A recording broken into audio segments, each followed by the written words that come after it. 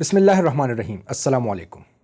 پاکستان میں طلاق کی ریشو انتہائی تیز رفتاری کے ساتھ بڑھ رہی ہے۔ اس کی مختلف وجوہات ہو سکتی ہے اور ہر وجہ پر انتہائی تفصیلی گفتگو کی جا سکتی ہے، لیکن آج کی ویڈیو میں جس وجہ کو لے کر اس کا تذکرہ کروں گا وہ یہ ہے کہ ہم میں سے بہت سے لوگ رشتہ کرتے وقت کافی باتوں کو مبہم رکھتے ہیں، ان کو واضح کر کے ہم بیان نہیں کرتے۔ ایک تصویر جو ہمارے ذہن میں ہوتی ہے کہ ہم شادی کے بعد کس طرح کی زندگی گزارنا چاہتے ہیں، ان چیزوں کو ہم واضح طور پہ کمیونیکیٹ نہیں کرتے رشتہ کرتے وقت، جس کی وجہ سے بہت سی غلط فہمیاں جنم لیتی ہے، اور ان غلط فہمیوں کے نتیجے میں شادی کے بعد کی زندگی جو ہے تو وہ دونوں کے لیے، چاہے شوہر ہو چاہے بیوی ہو، ان دونوں کے لیے وہ گزارنا اور اس پہ جو ہے صبر کرنا وہ مشکل ہوتا چلا جاتا ہے۔ آج کل اگر ہم دیکھیں تو لوگوں کی تربیت، اکثریت تربیت جو ہے وہ فلموں سے ہو رہی ہے، ڈراموں سے ہو رہی ہے۔ یہ گراؤنڈ ریئلٹی ہے، اس کو آپ جو ہے تو اگنور نہیں کر سکتے۔ تو اب جب اس قسم کی تربیت ہو رہی ہے تو وہاں پر آپ یہ ایکسپیکٹ نہیں کر سکتے کہ لوگوں کے اندر قربانی کا مادہ اسی طرح ہوگا جس طرح پہلے زمانے میں ہوتا تھا، یا لوگوں کے اندر صبر کا مادہ جو ہے تو وہ اسی پیمانے کے مطابق ہوگا جو کہ پرانے زمانے میں ہوتا تھا۔ اس وجہ سے اگر کوئی بندہ پرانی زمانے کی مثالیں دے کر کہتا ہے کہ یار ایک مرتبہ شادی کر لو، شادی ہو جائے گی تو سب کچھ سیٹ ہو جائے گا، تو یہ ایک انتہائی بیوقوفوں کی دنیا میں آپ رہ رہے ہیں، اور اس کا نتیجہ جو ہے تو یہ کوئی زبانی کلامی باتیں نہیں ہیں۔ آپ کئی بار بھی باہر جا کے آپ دیکھ لیں، اپنی ارد گرد نظر دوڑائیں کہ کتنے گھرانوں میں اس وقت جو ہے تو طلاق کی گفتگو چل رہی ہوتی ہے، اور بدقسمتی سے کتنے گھرانوں میں طلاق ہو چکی ہے یا وہاں پر بات چل رہی ہے۔ تو اس میں جو ایک اہم بات ہے وہ جو کہ میں نے ایک آبزرویشن کی ہے، ایک جو میرا اپنا مشاہدہ ہے اس کے مطابق، وہ یہ ہے کہ آج کل جابس کے حوالے سے بہت زیادہ جو ہیں غلط فہمیاں، مس انڈرسٹینڈنگز جن کو ہم کہیں گے، تو وہ پیدا ہو جاتی ہے۔ وہ کس طرح کہ اب ایک بندہ ہے، اس کو پتہ ہے کہ بھئی میں اپنی بیوی سے جاب نہیں کرواؤں گا، اور مجھے ایک ایسی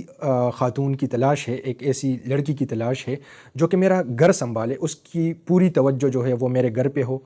میرے جب اللہ تعالیٰ اولاد دے تو اس اولاد کی تربیت پہ اس کی توجہ ہو، اور اس کے علاوہ وہ گھر سے باہر جا کر اپنی انرجیز جو ہے وہ ضائع نہ کر رہی ہو۔ تو اب ایسا بندہ جو ہے تو اب اس کو جب یہ چیز بالکل کلیئر ہے، لیکن پھر بھی وہ بندہ اگر کسی کیریئر اورینٹڈ لڑکی کے پاس رشتہ بھجواتا ہے تو یہ اس بندے کی انتہائی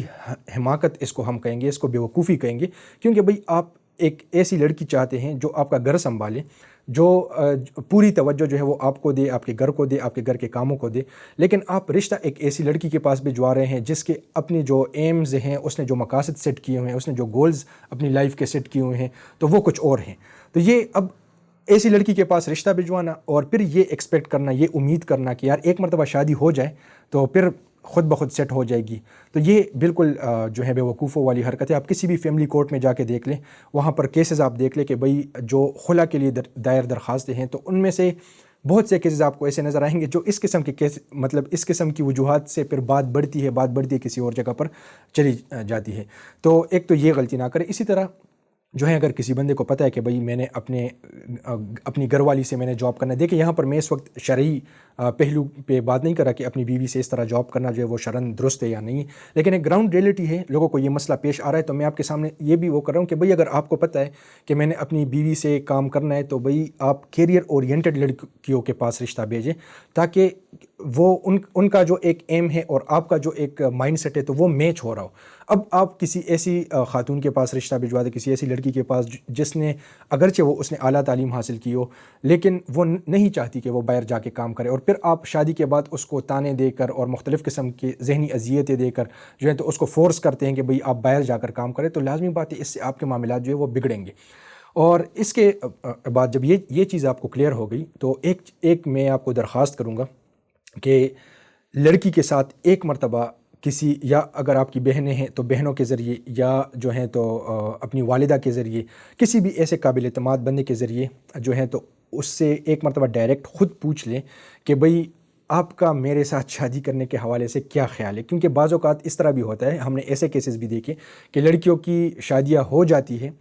اور جو ہے تو وہ اپنے ماں باپ کے پریشر میں آ کر وہ شادی کر لیتی ہے، اور بعد میں پھر وہ سارا جو بدلہ ہے نا تو وہ شوہر سے لے رہی ہوتی ہے، اور اس کو کہتی ہے کہ بھئی میری تو کوئی مرضی نہیں تھی اس شادی میں، ٹھیک ہے، اور میں نے تو صرف والدین کے کہنے پہ کیا اور نہ مجھے ان شرائط کا پتہ تھا۔ تو اس وجہ سے آپ نے زندگی جو ہے آپ نے اس لڑکی کے ماں باپ کے ساتھ نہیں گزارنی۔ یہ چیز آپ اپنے ذہن میں بٹھا لیں کہ اگر اس کے ماں باپ آپ کو کچھ بھی کہتے ہیں ٹھیک ہے، فار دا مطلب جو فرسٹ ہینڈ انفارمیشن ہے تو اس کے مطابق ہی لازمی بات ہوگی، لیکن ایک مرتبہ ان چیزوں کو آپ لڑکی کے ساتھ بھی کمیونیکیٹ کر لیں، اپنی والدہ کے ذریعے، اپنی جو ہے تو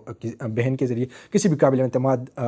بندے کے ذریعے آپ وہ گفتگو ان کے ساتھ کر لیں کہ بھئی میرا ایک یہ مائنڈ سیٹ ہے، میں اس مائنڈ سیٹ کے تحت اپنی بیوی کو لے کے چلوں گا، کیا آپ اس مائنڈ سیٹ والے کے ساتھ زندگی گزارنا چاہتی ہیں؟ نہیں چاہتی۔ اگر تو وہ نہیں چاہتی تو آپ خود باعزت طریقے سے ضد اس کو نہ بنائیں، اب کہ آپ نے ضد بنا لیا اور بس ایک دو دن کی تو یہ بات نہیں ہے، پوری زندگی کی بات ہے۔ تو اب آپ نے اگر ضد بنا کے وہ کام کر تو لیا، لیکن اس کے بعد آپ اس رشتے کو کیسے نبھائیں گے؟ ظاہری سی بات ہے وہ رشتہ تو آپ نہیں نبھا سکتے، اور اگر نبھائیں گے بھی تو وہ ہر روز جہنم والا معاملہ ہوگا۔ تو اس وجہ سے یہ کچھ چیزیں جو ہیں تو یہ میرے ذہن میں تھی کہ میں آپ حضرات کے سامنے بھی رکھوں، شاید کسی کو فائدہ ہو جائے، شاید آپ کے سرکل میں کوئی اس طرح بندہ ہو جو کہ رشتہ کرنا چاہ رہا ہوں، تو اس کے ساتھ یہ باتیں کمیونیکیٹ کر لے کہ یہ کچھ انتہائی اہم باتیں ہیں، ان کو اگنور نہیں کرنا چاہیے، اور رشتہ کرتے وقت ان باتوں کا بہت زیادہ دھیان رکھیں۔ باقی وہی بات ہے کہ رشتہ کرتے وقت جو ہے تو اللہ تعالیٰ سے مدد ضرور مانگنی چاہیے، اللہ تعالیٰ سے دعائیں بھی کرنی چاہیے، کیونکہ باقی دلوں کو پلٹنے والی ذات جو ہے وہ اللہ تعالیٰ ہی ہے، اور اللہ تعالیٰ کی جانب سے جب برکت آ جاتی ہے کسی رشتے میں تو پھر اس کے اثرات بھی پوری زندگی پہ مرتب ہوتے ہیں۔ لیکن بہرحال ہم اسباب کے درجے میں ان چیزوں کا دھیان ضرور رکھیں گے۔ السلام علیکم ورحمۃ اللہ وبرکاتہ۔